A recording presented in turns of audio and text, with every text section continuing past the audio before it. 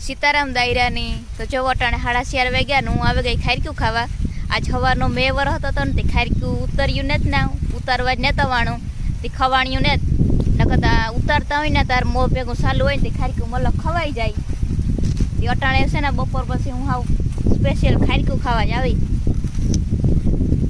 खवाणिયું ने खवाणिયું ते अटाणे हाव एकदम खवाईने आवी दे के हालो मे बंद थई गयो आ घणी ज बंद थयो 10 मिनिट पहेला एकदम हाव उगाड़ थई गयो पण आगळमां पाछुं थयुं एकदम कारुं कारुं।